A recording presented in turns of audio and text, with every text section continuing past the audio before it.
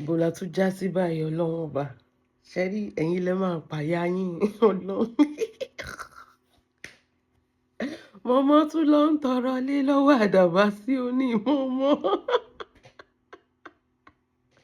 Adabasioni mo ní mo ti kọ́lé alákọ̀ọ́kọ́ ẹlẹ́ẹ̀kejì ẹlẹ́ẹ̀kẹta mo sọ fún Momo pé mo ń kọ́lé lọ́wọ́ Momo sọ pé ẹ̀ẹ̀kan fún òní kan abájọ náà abájọ if she wants something and she cannot have it she will start dragging you. Momo ṣebí bọ ẹni sùúrù ilé ìtàn sọdún ṣebí billionaire am I not connecting the dots anymore as a billionaire tẹ́ máa kó ṣàwòrán tẹ́ sọ́wọ́ báyìí tí wọ́n máa lago kiri ẹ tún lọ ń tọrọ ilé lọ́wọ́ àdàbọ̀ ẹjọ́ ṣé ilé tẹ́ fẹ́ gbà ṣebí Nàìjíríà ní Adabasioni wà náà mo ń béèrè pé ilé tẹ́ fẹ́ gbà ṣé ẹ fẹ́ padà lọ Nàìjíríà ẹ fẹ́ relocate lọ máa gbé bẹ́ẹ̀ ni àbí ẹ fẹ́ fi ṣe shortlet àbàdàn because ṣe rí ìbéèrè because kò yé mi o odidi ilé ẹgbà mi kẹ́ odidi ilé ni Momo lọ tọrọ lọ́wọ́ Adabasioni ayé yín ti bàjẹ́ èèyàn ọmọ ewúrẹ́ ayé yín ti bàjẹ́ ìyá yín ti ń tọ́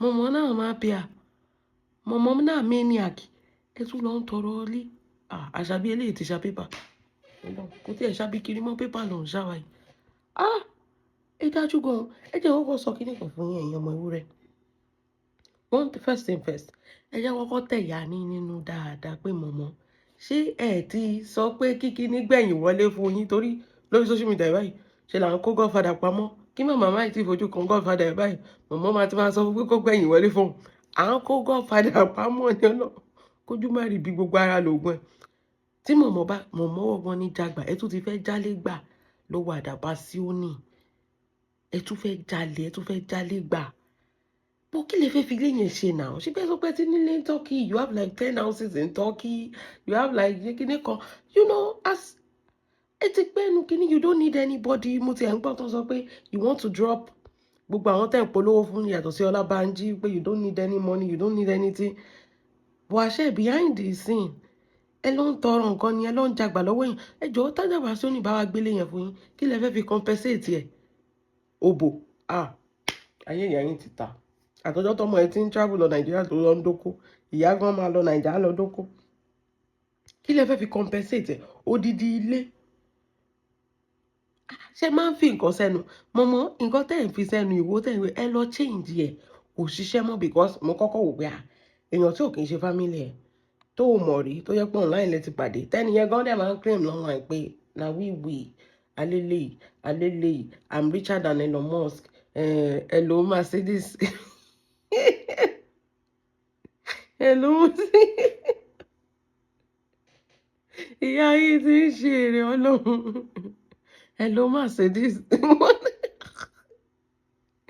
àṣeyàn tó ń pè Mercedes tó ní phone number Trump lọ́wọ́ ṣó yẹ kó tún lọ máa tọrọ lé ẹ̀sìn bí Lizzy ṣe ń ṣẹ̀sìn ni Momo ṣẹ̀sìn ẹ wá jọ ń pín ẹ̀sìn ṣe láàrin ara yín mo ní kẹ́ ẹ tẹ̀yà yín nú dáadáa torí tí Àdàbà bá lọ drop voice wípé Momo tún fẹ́ jẹ lára òun kò ní fọ́nì lórí social media yìí ayé pé Momo ló ní dọ̀tí because if not that why would you tell a man to give you a whole house láì gbé láì fà Momo kí lẹ̀ ń sniff Ọlọ́run ló yọ ọmọkùnrin yẹn tí ò gbélé kí lẹ̀ ń sniff kí lẹ̀ fi ń ba wọn kí ẹ lọ change ẹ̀ ó ní wọ́n sọ pé okay what are you intending to do for him in return kì í ṣe visibility Adabasioni gbogbo ayé ló ti mọ̀ tẹ́lẹ̀ what are you intending to do for him in return tí ó bá ṣe pé tó fẹ́ fòbò jagun ayé ẹ̀yin gan lẹ fòbò jagun jù lórí social media ẹ̀yin gan lẹ fò because téèyàn kó lè gbélé fún ẹ á jẹ́ pé ẹni yẹn ń rún ẹ ṣe fẹ́ ṣe pépà f'Adabasioni ni kó wá máa rún yín Momo ẹ̀sìn lélẹ́yìí o tẹ́ ẹ̀ bá rẹ́ anybody bá yín sọ ẹ̀sìn lélẹ́ ẹwu bá ṣe ní yín ṣe ń tú pèrè ẹ̀kọ́ wò wí so nǹkan tẹ́ ẹ̀ ń dánwò lẹ́yìn behind the scene lélẹ́ ẹ̀yin yẹn nìkan náà ẹ já lòjò gbà ẹ̀yin yẹn náà ẹ ti fẹ́ já ilé onílé gbà sí ẹ jálẹ̀ onílé gbà ẹ já vendor gbà ẹ já gbogbo ẹ̀ gbà ẹ̀yin lẹ́dẹ̀ ń sọ pé yọ̀kan já nǹkan gbà ẹ̀yin lẹ́dẹ̀ ń sọ pé yọ̀kan já nǹkan gbà ẹ̀yin dẹ̀rẹ̀ gbogbo nǹkan ní nǹkan jíjá gbà ni kọ́ máa kó fún yín, kọ́ máa kó fún yín kó di tiyín ni. Ẹ fẹ́ já fáǹsì dọ̀kásì gbà, Ọlọ́run ni ò gbà fún yín. Ẹ fẹ́ jógo ẹ̀gbà náà. Ẹ wo ẹ̀yin ọmọ ewúrẹ́, wọn ò ní kẹ́ má defend, wọn ò ní kẹ́ má ṣe ṣòfò Adabasioni, but ṣe mọ̀ pé the last time tẹ́ try irú nǹkan tẹ́ try pẹ̀lú dọ̀kásì, ṣe mọ̀ pé ẹ̀ṣẹ̀sìn padà lọ́lé ni délé pé mọ nǹkan tí Adabasioni náà gbé dání o, kẹ́ má tún lọ rò pé another weaker target kó tún jẹ́ pé ó tún máa wá fìyà yín ṣẹ̀sìn náà náà. Ṣe mọ̀ pé ti ṣe mother and son rí bíi ti David Infinity, ẹ bá mi ká ṣàbí mi.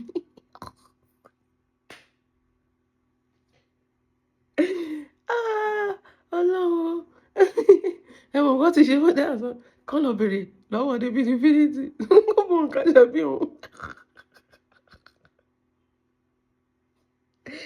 Mọ nǹkan tí Adabasioni gbé dání o, ẹ má tí defend màmá o.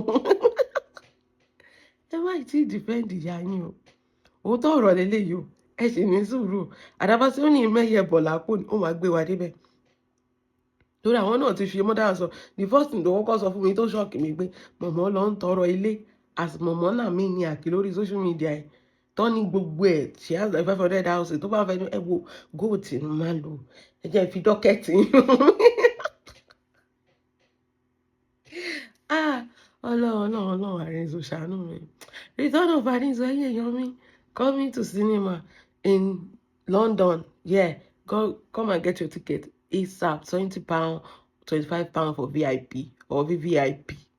Ṣé ti gbọ́ ẹ lọ ra tíkẹ́ẹ̀tì yìí kó tó sold out. Ẹni sùúrù Momo náà maniac. Mi believe pé kíní lè ṣẹlẹ̀ láìláìláì kò possible. Adabasioni ò parọ́ mọ́ Momo ni. Tí a bá lọ drag àbí ká lọ drag Adabasioni ni bí a kì í lọ drag ẹ̀ so that a lè release the voice. Ìyẹn ló tún máa brutal jù. Ó lè lọ gbé voice àbí message Momo tó bá dẹ̀ jẹ́ pé Momo tó lọ ń tọrọ okó. Ẹ̀yin ọmọ ewúrẹ́ ṣì ní sùúrù, ẹ má tí jà defend Momo. Ẹ jẹ́ ká Adabasioni kó kọ́kọ́ parí iṣẹ́ yẹn náà. Ẹ jẹ́ kó parí àmẹ̀bọ wo bó ṣe wọ̀ṣẹ̀. Adabasioni ò gbádùn. Ó ní ẹ máa rán àwọn ẹrú yín, ẹ máa rán àwọn àmẹ̀bọ àwọn lórí ẹrú. I thought on this cyberspace, I thought everybody is ọ̀gá ara wọn. Wọ́n tún pé wọ́n ní Momo ló rán àmẹ̀bọ ṣẹ́ Ọlọ́run. Ọlọ́run, àmẹ̀bọ that used to feel funky. Wọ́n ní olórí ẹrú ni ẹ́. Wọ́n ní àwọn ló ń rán ẹ síta. Ọlọ́run ṣàánú mi. Àmẹ̀bọ jọ mo tẹ̀ tó fẹ́ bẹ̀rẹ̀ nǹkan kan. Má bínú ọmọ ìyá mi. Ìwọ ló kọ́lá ìzìbáyà. Kí la máa ṣe sọ̀rọ̀ Alábìkẹ́ yìí báyìí? Wọ́n máa tún ti pa Alábìkẹ́ sí location. You know who I know. Alábìkẹ́, àwọn ọmọ sọ pé àmẹ̀bọ, do you know who I know? Ṣé ò ní jẹ́ kálábìkẹ́ wọn kó bàbá àwọn tó mọ̀ ò ní pé wọ́n bá yẹn. Wọ́n bí wọ́n yìí ṣe ìsìn Ọlọ́run. Ọlọ́run ẹ̀sìn yóò dáa. Alábìkẹ́ tó lọ update pé wọ́n mà tún ti pè mí sí location. Àmẹ̀bọ mo rò pé ó ti pè wọ́n mẹ́. Momo sọ pé I will destroy your life. Màá make sure pé ọmọ Alábìkẹ́ ẹ jẹ́ kó máa bọ̀ bẹ́yẹn. Màá make sure pé kò ní ṣe fíìmù nínú Nollywood. Wọ́n mà ti pè Alábìkẹ́. Ẹjọ́ ọjọ́ wo l'Alábìkẹ́ máa wọ kó máa rẹ̀? Ọlọ́run ayé yín dẹ̀ bàjẹ́ lójú ẹ̀mí wa. Ọlọ́run máa ṣe o bí eléyìí ní ká máa rí. Sórí ọgbọ́n àtijọ́ ló máa ń pẹ́ kó tó wúyàn. Sórí Ọlọ́run ṣe private jet báyìí píán ló máa gbé wá instant karma. Àmẹ̀bọ lọ screenshot message Queen Mother wa. Ó ní Alábìkẹ́ ṣòmìyàn tó pé ẹ̀ sìn mo ti pé ẹni yẹn ló máa yẹ kúrò.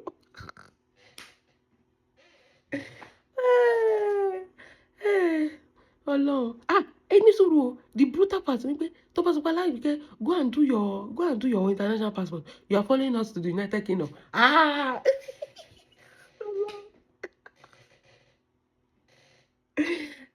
Ọlọ́run ọba Ọlọ́run ṣe Ọlọ́run ṣe bí eléyìí ni kò ṣe máa rí. Báwọn tó bá sọ pé àwọn máa mú wa wálẹ̀ bí eléyìí ni kò ṣe máa rí. Kọ́ lọ ṣe visa UK fún Alábìkẹ́. Orí àmẹ̀bọ á tún gbóná wá pé Alábìkẹ́ ní do you know who I know?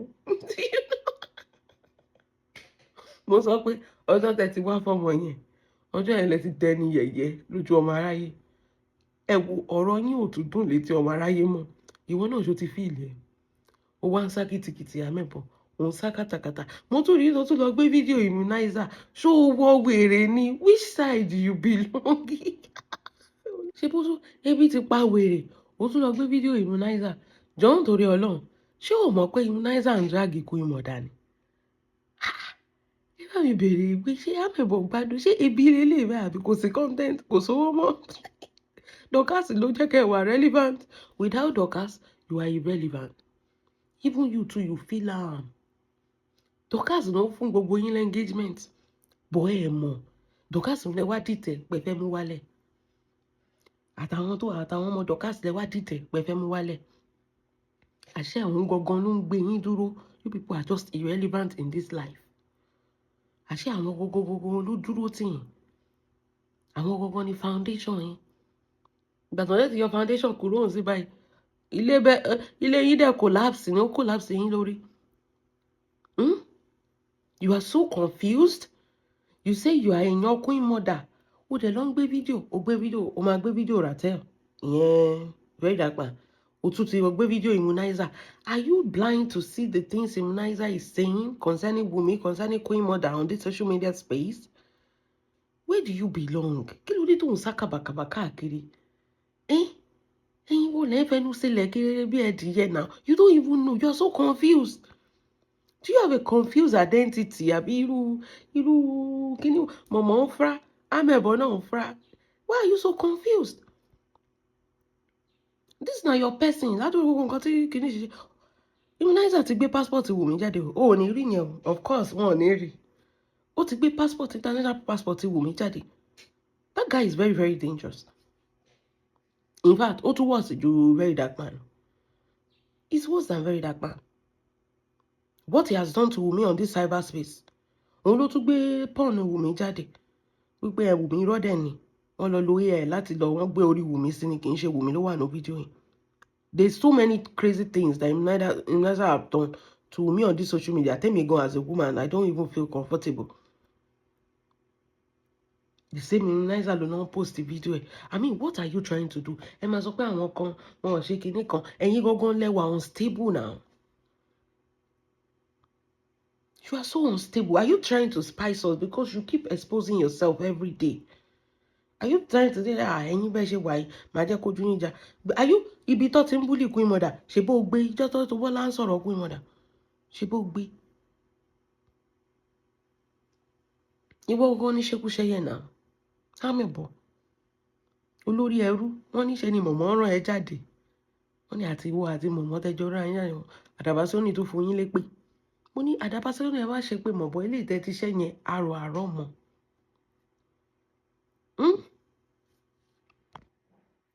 Báwo nìyẹn ṣe máa wà confused? You don't even know which side you are going to belong. If you are in Queen Mother side, which you know that Wunmi and Queen Mother, they are paddy, why are you bringing videos for somebody that is not of Queen Mother? Tabade ma wí ìyá àjàrà òkú àwọn àzọ pé yẹn lájú gbogbo oore tí àmẹ́bọ̀ ṣe fún Queen Mother, ó rí wèrè wú. Àmẹ́bọ̀ is post, ṣé àmẹ́bọ̀ post Queen Mother tó bí Dorcas ṣe ń post Queen Mother? That is it. Ṣé àmẹ́bọ̀ support Queen Mother tó bí Dorcas ṣe support Queen Mother lórí social media platform? Ó rí owó wá ní àmẹ́bọ̀ ṣe fún Queen Mother. Ṣebí ẹjọ́ rọra yín iṣẹ́ dé tòrutòru ni. Àmẹ́bọ̀ is only posting Queen Mother's content because of views. Bẹ́ẹ̀ni, kì í ṣoore nìyẹn. Ó ń powó lórí ẹ̀ náà. Dorcas is using her money to sponsor people to go and watch Return of Arenzo. Dorcas ò powó lórí ẹ̀. Ó tún lose owó ni. Dorcas is putting in the work, sharing every content tí Queen Mother báyìí. Orí page Dorcas máa kọ́kọ́ rí gan kí tó ti rí lọ́dọ̀ Queen Mother. Orí page any content tí Queen Mother bá share content 1 minute now. Ẹ ti máa rí lọ́dọ̀ Dorcas. Ọjọ́ wo la mẹ́bọ̀ ṣe rú ẹ̀? Orí wèrè wo ló wá ṣe fún Queen Mother? Amebo is a very, very sneaky person. But she's very, very stupid, or he is very, or she very, very stupid to the point that he thought we will not. You cannot be a speaker if you are not intelligent. It's not by kéèyàn máa kọ epistle. Can you talk? That is it. Ṣé o lè sọ̀rọ̀ táwọn èèyàn máa sọ pé ọ̀rọ̀ tó sọ it make sense? Try it, record yourself, think about it. You have to be intelligent because for everything you say, people will checkmate it. Wọ́n máa check pé ṣé ó parọ́ bí àbò sóòótọ́ mi. O lè ràràbù kọ́ máa checkmate ẹ̀. Mọ̀mọ́ tó ń ràràbù for everybody. Mọ̀mọ́ tó sọ pé ẹ̀wọ́ náà lálọ́ jẹ gbèsè. Oh yeah, where is the evidence? Mọ̀mọ́ tó sọ pé Àbíkẹ́ ní HIV. Where is the evidence? Àràbù ló ń rà káàkiri. Ó tún lọ ràràbù, ó tún ràràbù fún Adabasioni. Gbogbo èèyàn ni mọ̀mọ́ ràràbù fún. Wọ́n ti fàràbù báyé wọn jẹ́nu tíìmù yẹn. Kọ́ máa ràràbù ni. Mọ̀mọ́ yẹn parọ́ jù. Wọ́n máa tún ti invite Alábìkẹ́. Wọ́n tún ti ṣe kíni? Wọ́n tún ti fẹ́ feature in another movie. Ṣé mọ̀mọ́ sọ pé òun máa bá tiẹ̀ jẹ́ ni? Ayé ta ló wá bàjẹ́ ńsìn? Alábìkẹ́ will be growing because she's talented. You guys don't understand that. You guys, gbogbo life yín fracas ni. There is more to life than fracas. Nǹkan tó ń ṣe mọ̀mọ́ nígbà tí wọnú ọlá nìyẹn. Mọ̀mọ́ think, lójú mọ̀mọ́ sí, mọ̀mọ́ thought wọnú ọlá òbò ló lọ gbélé tó fi join City Boy. No, his brain in Owo. She's educated, ó law school. They can't give that position or be shaking it with people, just anybody now. When you talk, they must know that, okay, something sensible is coming out of what you say. Before I go to join City Boy. And Momo doesn't have anything. She ever join City Boy. Keloma Rarabuni. How can you be in front of Sheni Tinubu, Cubana chief priest, a billionaire, and you will not know what you are saying? There is life outside fracas. Alabike is talented. That is one ugly, Sherry, that is one dangerous thing that you cannot take from Alabike. She is talented. And talent beats anything in this world. Talent, Nori. Want to pay for the future of another movie. They saw her talent. She's talented. Everybody knows she's talented. You can't take that away from her. You cannot rule out the fact that she's talented. That will always take her to places. You to buy short door, another door will open. That is one thing about life. But you have successfully you think that is how life works? No. No. You think what's on social media rant, bully there is reality outside data. And these people are crushing it when it comes to outside social media. Social media. Dorcas is making it big off of social media platform. That is it. Alabike is making it big. At the end of the day, everyone can go just sing. One was over where I'm able. I'm about to invite on the location. Kill my she buy. No, the West of perfect people going your time on Nollywood. We come and sign Alabike. Look at you. Holy bat in your country. Think about share. You have the right to express yourself. When God to share for me, you Alabike o de share Momo. Go to ba Momo so. O to share video pe mi ba Momo wi kilo come pẹ̀lú Momo. Still no Momo you be battle again to prove a point. Just imagine.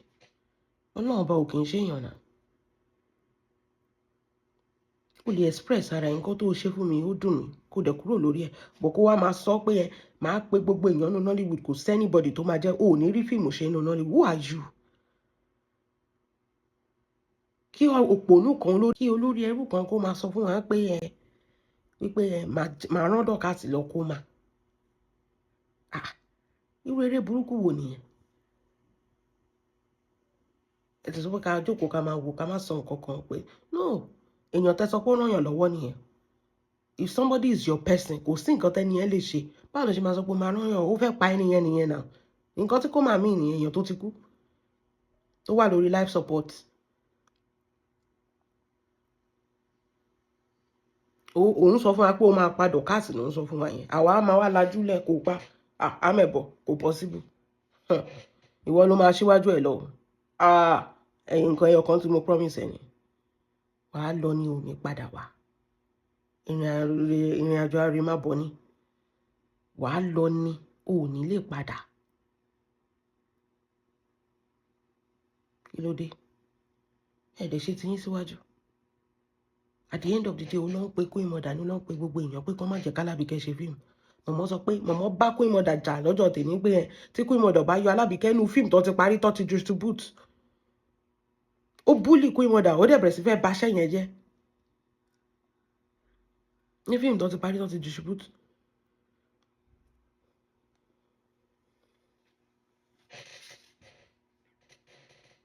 Wọ́n dọ̀ bá yọ Alábìkẹ́ kúrò. Wọ́n mà tún ti pe Alábìkẹ́ to another location. Mama How Market. Ewé Nollywood tún ti sunko. Mo rò pé eléwé tẹ fi ń kóyàn sínú Nollywood. Ewé òun tún ti sunko. Nǹkan tẹ́ ń pọ́nlá, nǹkan tẹ́ ń tọ́ sẹ́nu, kò ṣiṣẹ́ mọ́. Ẹ̀yin fún ara yín kọ́lẹ̀ láwọ́ yín sì tẹ́ fomi lò fún ara yín. Ẹ gbé jẹ sọ́hùn. Bẹ́ẹ̀ni, ibi tó bá yẹ kó ṣe Dorcas, ibi tó bá yẹ kó ṣe Alábìkẹ́ kó padà sórí yín. Will not sit here and watch you destroy 2 women's life just because you want to gallivant on social media. Well, seeing the àbòsí, seeing the kó bàjẹ́. Tó bá dá f'Alábìkẹ́, ìdùnnú ti wá ní now.